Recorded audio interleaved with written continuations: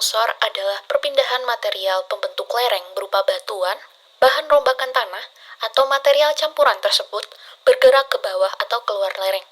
Proses terjadinya tanah longsor dapat terjadi karena air yang meresap ke dalam tanah akan menambah bobot tanah. Jika air tersebut menembus sampai tanah, kedap air yang berperan sebagai bidang gelincir, maka tanah menjadi licin dan tanah pelapukan di atasnya akan bergerak mengikuti lereng dan keluar lereng.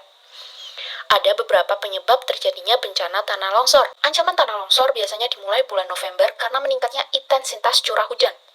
Musim kering yang panjang akan menyebabkan terjadinya penguapan air di permukaan tanah dalam jumlah besar. Hal ini mengakibatkan munculnya pori-pori atau rongga tanah hingga menjadi retakan dan merekahnya tanah permukaan. Ketika hujan, air akan menyusup ke bagian yang retak sehingga tanah dengan dapat cepat mengembangkan kembali. Pada awal musim hujan, intensitas hujan yang tinggi biasanya sering terjadi, sehingga kandungan air pada tanah menjadi jenuh dalam waktu singkat.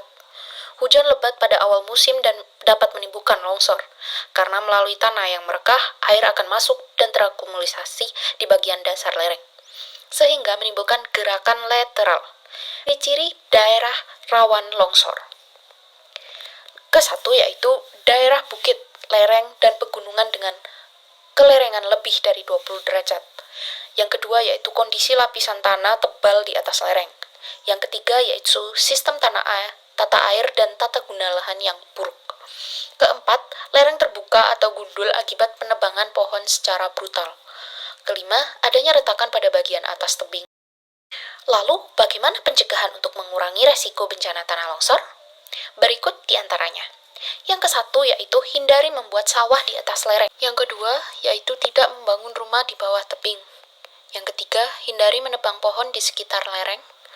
Yang keempat, jangan mendirikan bangunan di sekitar sungai. Yang kelima, membuat teras siring. Jika suatu lahan miring terpaksa digunakan untuk membuat sawah atau ladang, maka sebaiknya buatlah sistem bertingkat.